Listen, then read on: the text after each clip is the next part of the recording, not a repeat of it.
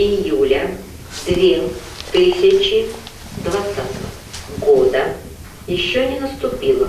Начать работу в тренировочном режиме выборов. Это пока всего лишь тренировка. Члены участковой избирательной комиссии в тестовом режиме проверяют работу электронного устройства для подсчета голосов. Чтобы убедиться, что 1 июля, в день общероссийского голосования, комплекс не подкачает.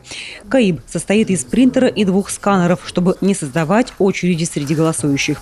Для проверки используются бюллетени с надписью «Тренировка».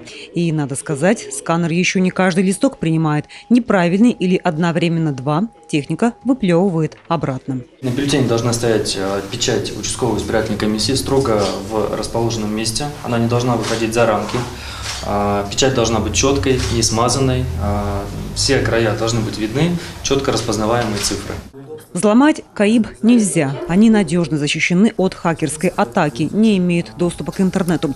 Такой комплекс может обходиться без электричества.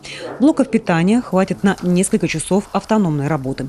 По окончании голосования умная урна сама подсчитает все мнения и распечатает протокол. Комплексы уже зарекомендовали себя как достаточно надежное устройство. Они не только позволяют ускорить процесс подведения итогов, но и позволяют избежать ошибок, связанных с человеческим фактором.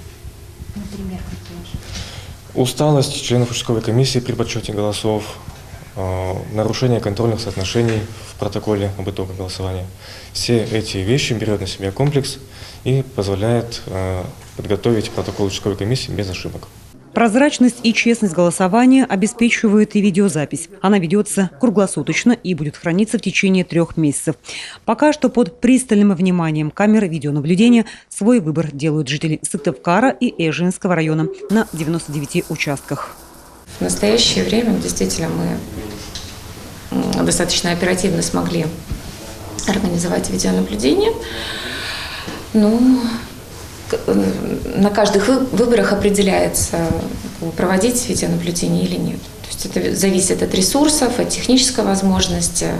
То есть на текущий момент нам удалось именно в Сыктывкаре и Эже оперативно организовать, без привлечения дополнительного финансирования, именно организовать видеонаблюдение.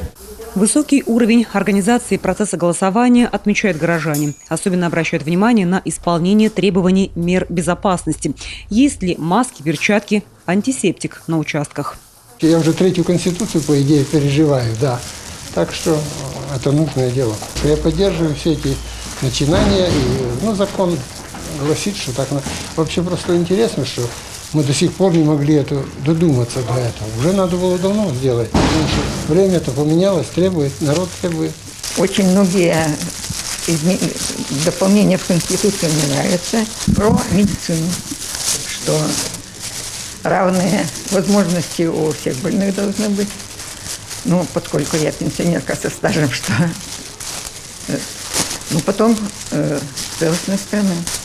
Еще одна из передовых технологий, которая используется во время голосования по поправкам в Конституцию – изготовление протоколов участковых комиссий с машиночитаемым QR-кодом. Это значительно упрощает заполнение итогового документа, облегчает деятельность членов комиссии, позволяет исключить человеческий фактор. Татьяна Супряткина, Елена Кононова, Иван Богомолов, телеканал Юрган.